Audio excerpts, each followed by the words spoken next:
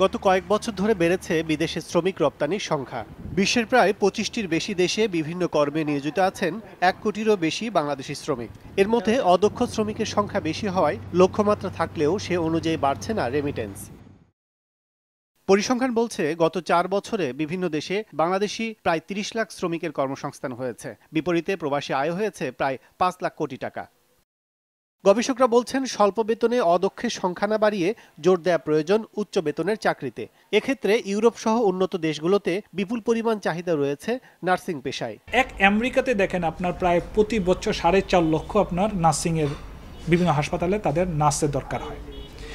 Kuwait, কাতার, Bahrain, GCC কান্ট্রিগুলোতে প্রচুর পরিমাণ nurses তাদের ডিমান্ড আছে এবং সেই ডিমান্ডটা ফিল আপ করছে কারা জানেন? ফিলিপাইন, তামিলনাড়ুর, ইন্ডিয়ার তামিলনাড়ু, আর একটা হচ্ছে আপনার শ্রীলঙ্কা। বাংলাদেশের প্রেক্ষাপটে জনগোষ্ঠীর অনুপাতে অনেক কম সংখ্যক নার্স থাকায় এখনই বিদেশে সরকারি উদ্যোগে নার্স পাঠানোর কোনো উদ্যোগ নেই বলে জানান নার্সিং ও মিডওয়াইফারি অধিদপ্তরের মহাপরিচালক। এসডিজিতে আমরা ওই মাতৃমৃত্যু এবং নবজাতকের মৃত্যুটাকে আমাদের কমাতে হবে, আমাদের কিন্তু টার্গেট রয়েছে।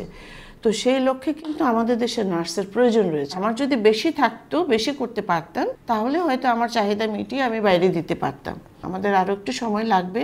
তবে ব্যবসায়িক পলিসিতে উচ্চমূল্যের খাতগুলোতে গুরুত্ব দেওয়ার মতো নার্সিং খাতেও বিশেষ পরিকল্পনা নেওয়া হলে বিদেশে নার্সিংয়ে কর্মসংস্থান বৃদ্ধি ও রেমিটেন্স বাড়ানো সম্ভব বলছেন বিশেষজ্ঞরা। অধিদপ্তর বলছেন যে এক্সপোর্ট করা যাবে না, ঠিক আছে, কিন্তু আমি যদি ভ্যালু অ্যাডেড নার্স তৈরি করে তাকে অনেক টাকা এক্সপোর্ট করি, আমি ফরেন কারেন্সি যদি আয় করতে পারি, সেটা দিয়ে আমি তাহলে আরও স্কুল দ্রুত তাহলে নার্স ট্রেনিং করবো, এড নার্স তৈরি করবো। সব নার্সের তো দরকার নেই আমার। দেশের নার্সিং ইনস্টিটিউটগুলোতে একই কারিকুলামে শিক্ষার্থী ভর্তি না করে কার্ডিওলজি, আইসিইউ সহ বিভাগ ভিত্তিক নার্স তৈরি করা হলে দেশে বিদেশে কর্মসংস্থান বাড়বে বলেও মনে করেন বিশেষজ্ঞরা।